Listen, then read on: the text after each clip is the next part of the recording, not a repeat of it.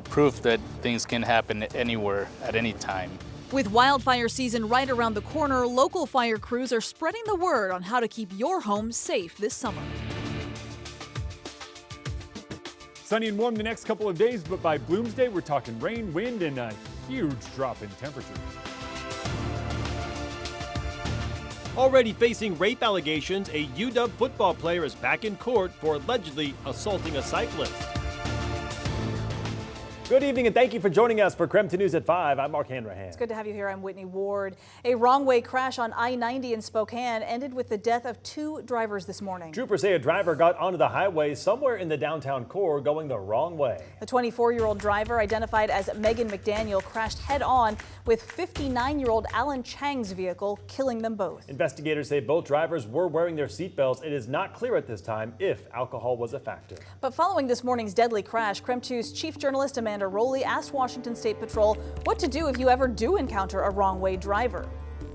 So Amanda joins us live along I-90 tonight with more on what happened and what troopers are saying tonight. Amanda?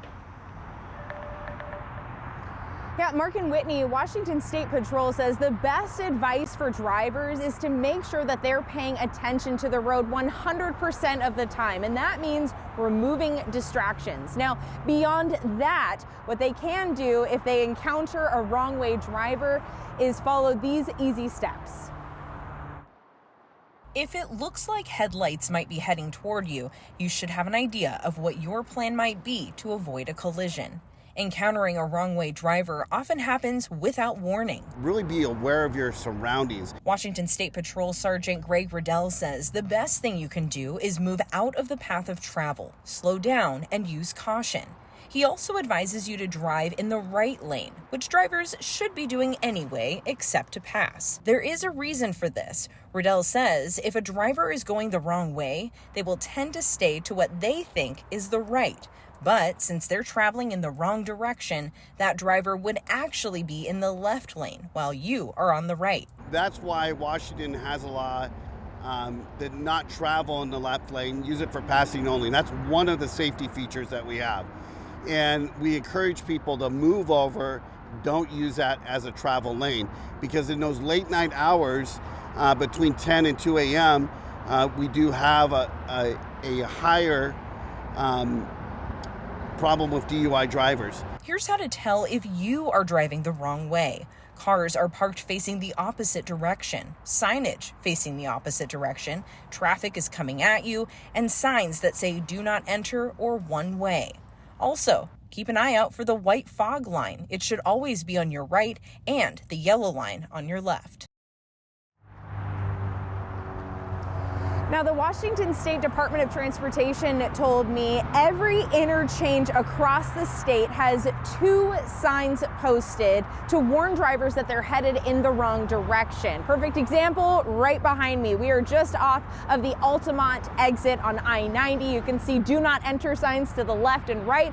I'm told those signs are posted on either side of the road just as a way to capture your attention. Amanda Rowley, KREM 2 News. Amanda, thank you very much. Well, May is just getting started, but we are already seeing signs that wildfire season is right around the corner. Today, a coalition of fire departments got together to raise awareness about how you can keep your home safer. KREM 2's Nathan Hyun was at the event in Medical Lake today. He shares some of the tips that you need to know tonight. Almost 9 months since a devastating gray wildfire here in Medical Lake, and the rebuild is well underway. Homes right behind me, which have most of their structures built, but properties right next door are just beginning the rebuild. I had a chance to speak with fire officials today on how to keep your home safe as we approach wildfire season. We first had the chance to meet Andre Stevens a week after his home burned down last August. We're in the process right now of rebuilding our home, which is a pretty exciting moment. Stevens is an assistant chief for Fire District 10. It's been a long journey, but a journey that's closer to the finish line. It's probably one of the happiest that we've been, since things started to degrade a little bit with the fire. In Medical Lake, fire officials demonstrated just how fast a wildfire can spread. They did that on a much smaller scale, but officials say that with just the right conditions, wildfires can spread and engulf things in their path at very fast speeds. We may automatically put you into a level 3 evacuation based on the movement of the fire, your location, wind speeds. Division Chief Dustin Flocht helped in the evacuation during last summer's Gray Fire.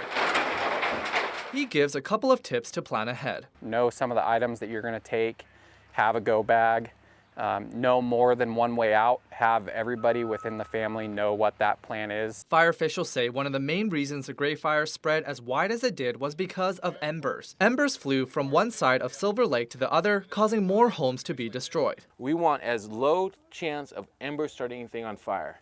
This homeowner right here has rock, so it won't start on fire when embers land on here. Steven says what happened last summer isn't going away. It's very hard to not think about it. But he says the experience from the fires puts himself and his neighbors in a better place. We also think about what we could do better, right? And as a community, we're trying to make sure that we have a better plan for evacuations. Andre tells me he hopes his home is rebuilt before the end of this year, and for more information on how to keep your home safe, check out our website at KREM.com. In Medical Lake, Nathan Hyun, KREM 2 News.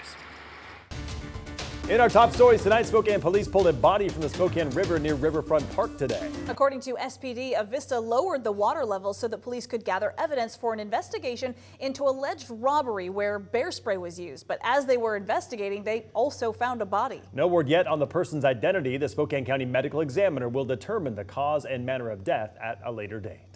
A third teenager has been arrested after Tuesday night's drive-by shooting at Chief Gary Park. A 17-year-old suspect was arrested overnight. So far, police are not naming him, though, because he is a minor. Police say an argument broke out Tuesday among a group of people on the southwest side of the park, and that's when they say two suspects drove up and started shooting.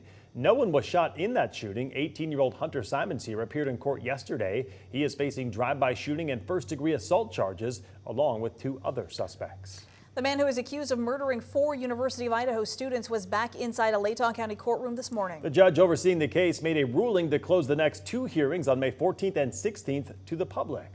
The closed hearings will mainly address potentially relocating Brian Kohberger's trial out of Latah County.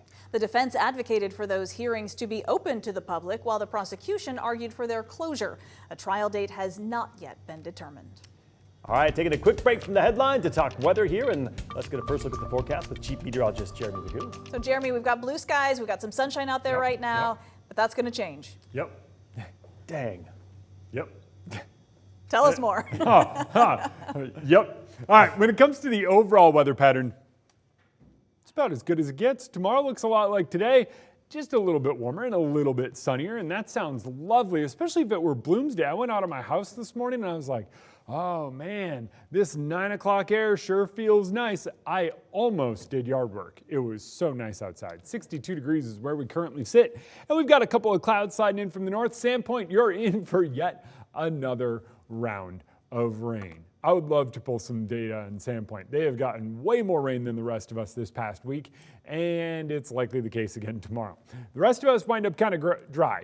Sandpoint should be dry, but you know what? This week has said, nah, that's not the case. So tomorrow we wind up seeing a little bit of sun, then a lot of sun, then a little bit of cloud cover moving in late. That takes us into Saturday where things start to shift. Saturday we're going to see increasing cloud cover, but our temperatures stay pretty mild. We're up near 70 degrees. If we were to run Bloomsday on Saturday, it would be fantastic, but instead we're doing it on Sunday with a high in the 40s and a lot of rain.